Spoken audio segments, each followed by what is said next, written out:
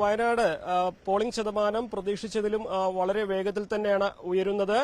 നമ്മോടൊപ്പം Eranad MLA P K ബഷീറുണ്ട്. അദ്ദേഹം GM LP school അവിടെ പത്തപ്പിരിയത്ത് വോട്ട് ചെയ്യാൻ വന്ന് വോട്ട് ചെയ്ത് മടങ്ങുകയാണ്. നല്ല തിരക്ക് രാവിലെ എല്ലായിടത്തും കാണുന്നുണ്ടല്ലോ അല്ലേ? ജനങ്ങൾ വളരെ ആവേശത്തിലാണ്. ഒന്ന്, വയനാട് ലോക്സഭാ മണ്ഡലത്തിൽ പ്രിയങ്ക ഗാന്ധി സ്ഥാനാർത്ഥി. രണ്ട്, സംസ്ഥാന സർക്കാരിനെതിരായിട്ടുള്ള ഒരു വിധിയെഴുത്ത്. ജനങ്ങൾ മുഴുവൻ ഈ ഗവൺമെന്റിന്റെ പ്രവർത്തനങ്ങളിൽ മടുത്തിരിക്കുകയാണ്. അതുകൊണ്ട് അവരുടെ രോഷം ഈ തെരഞ്ഞെടുപ്പ് പ്രകടമാവും. പിന്നെ ഇന്ത്യക്ക് ഭാവി പ്രതീക്ഷയുള്ള ഒരു പുതിയ താരോദയമായിട്ടാണ് പ്രിയങ്ക ഗാന്ധി വരുന്നത്. അതുകൊണ്ട് അവർ ഇന്ത്യ പാർലമെന്റിൽ എത്തണം. രാജ്യത്തെ നയിക്കാൻ അവരൊക്കെ പ്രാപ്തരാണ്. അതിന്റെ ഒരു റിസൾട്ട് ഈ തെരഞ്ഞെടുപ്പുണ്ടാവും. പ്രിയങ്ക വയനാട്ടിൽ ക്യാമ്പ് ചെയ്തുകൊണ്ടാണ് പ്രചരണം നടത്തിയത്. മുമ്പ് രാഹുൽ ഗാന്ധി മത്സരിക്കുമ്പോഴും അത്തരത്തിലൊരു സാഹചര്യം നമ്മൾ കണ്ടിരുന്നില്ല. എങ്ങനെയാണ് അതിനെ കാണുന്നത്? രാഹുൽ ഗാന്ധി മത്സരിക്കുമ്പോൾ ഇന്ത്യ പാർലമെന്റിൽ 544 സീറ്റും തെരഞ്ഞെടുപ്പാണ്. അന്ന് രാഹുൽ ഗാന്ധിക്ക് എല്ലാ ഭാഗങ്ങളിലും പോകണം. അപ്പൊ രാഹുൽ ഗാന്ധി ആദ്യഘട്ടത്തിൽ തെരഞ്ഞെടുപ്പിന് വന്നെന്ന് എല്ലായിടത്തും പോയിരുന്നു. ഫസ്റ്റ് സ്ഥാനാർത്ഥിയായിരുന്നു. രണ്ടാമത് വന്നപ്പോഴാണ് ഇതേമാതിരി അന്ന് അദ്ദേഹം വന്നു ഒരു ഇൻട്രൊഡ്യൂസ്. അതേമാതിരി സ്ഥാനാർത്ഥി ആദ്യത്തെ ഒരു ഇതിൽ വരുമ്പോൾ എല്ലായിടത്തും പോകും. ഇതൊരു ബൈ ഇലക്ഷനാണ്. അവർക്ക് സമയമുണ്ട്. അപ്പൊ അവർ ഞങ്ങളെ സംബന്ധിച്ചിടത്തോളം അവർ പരമാവധി വരണം. അവർ ആളുകളെ കണ്ട് വിഷയമാണെന്ന് മാത്രമേ ഉള്ളായിരുന്നു. ജനങ്ങൾ അതേ ആഗ്രഹിച്ചിട്ടുള്ളൂ. അപ്പൊ സമയം ഉണ്ടാവും വരും. പിന്നെ സ്ഥാനാർത്ഥി വീട്ടിൽ നിൽക്കാൻ പറ്റുമോ? ഇവിടെ തെരഞ്ഞെടുപ്പിൽ എങ്ങനെ പ്രതിഫലിക്കുക? വളരെ റിസൾട്ടിലെ ഭൂരിപക്ഷം വളരെയധികം വർദ്ധിക്കും.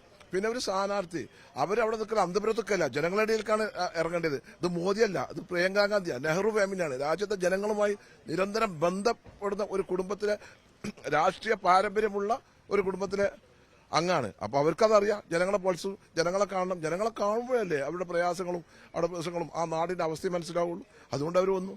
പ്രചരണത്തിൽ കണ്ടത് പ്രിയങ്കയെ കാണാനും കേൾക്കാനും വനിതകളുടെ വലിയ സാന്നിധ്യം മാത്രമല്ല UDFന്റെ തന്നെ വനിതാ സംഘം പ്രചരണത്തിൽ ശക്തമായിട്ട് ഇറങ്ങുന്നു. ഇന്നിപ്പോൾ നമ്മൾ രാവിലെ മുതൽ പല പോളിംഗ് ബൂത്തിൽ പോകുമ്പോഴും വനിതകളുടെ നീണ്ട നിര കാണുന്നുണ്ട്.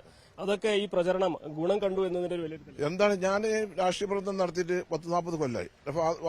പിന്നെ കുടുംബ സംഗമങ്ങൾ ഒരുപാട് നടത്തിയിട്ടുണ്ട്. ഇത്രയധികം കുടുംബ സംഗമത്തിൽ വനിതകളും അതുപോലെ തന്നെ ചെറുപ്പക്കാരും ഒക്കെ കാരണവന്മാരും ഒക്കെ പങ്കെടുത്ത കുടുംബ സംഗമങ്ങൾ അപൂർവമായിരുന്നു. ഇത്രയും വലിയ പങ്കാളിത്തം 300, 400, 500, 600 ആളുകൾക്ക് ഒരു ബൂത്ത് കേന്ദ്രീകരിച്ച് അല്ലെങ്കിൽ 2 ബൂത്ത് കേന്ദ്രീകരിച്ച് വരുമ്പോൾ നമ്മളൊരു ലോക്കലായിട്ട് പൊതുയോഗം നടത്തുന്നതിനേക്കാളും എത്രയോ നല്ല റിസൾട്ട് ആയിരിക്കും. ആ കുടുംബങ്ങളുടെ റിസൾട്ടാണ് ഈ ആളുകളൊക്കെ വരുന്നത്. എല്ലാവരും വോട്ട് ചെയ്യാൻ വേണ്ടി റെഡി ആയിട്ട് നിൽക്കുകയാണ്. അവർക്കൊരു ആവേശമുണ്ട്. പോളിംഗ് പെർസെന്റേജ് നന്നായിട്ട് കൂടുന്നുണ്ടല്ലേ? പോളിംഗ് പെർസെന്റേജ് നന്നായി കൂടുന്നുണ്ട്. ഭൂരിപക്ഷ പ്രതീക്ഷ നമ്മള് 6 ലക്ഷം വരെ വോട്ടിന് ഭൂരിപക്ഷം ഉണ്ടാവും. 5++ ആണ് നമ്മൾ ഉദ്ദേശിക്കുന്നത്. അതെന്തായാലും വരും. ഇപ്പോഴത്തെ പുതിയ വിവാദം കൂടി EP ജയരാജന്റെ ഒരു പുസ്തകത്തെക്കുറിച്ച് വലിയ വിവാദങ്ങൾ നടക്കുന്നുണ്ട്. അദ്ദേഹം അത് നിഷേധിച്ചു വന്നു. പക്ഷേ ആ വിവാദം ഇപ്പോഴും കെട്ടടങ്ങിയിട്ടില്ല. ഇത് ഇന്നത്തെ ദിവസം എങ്ങനെ സ്വാധീനം ഉണ്ടാക്കുന്നുണ്ട്? 2 തെരഞ്ഞെടുപ്പുണ്ടായി. കഴിഞ്ഞ തെരഞ്ഞെടുപ്പുണ്ടായി.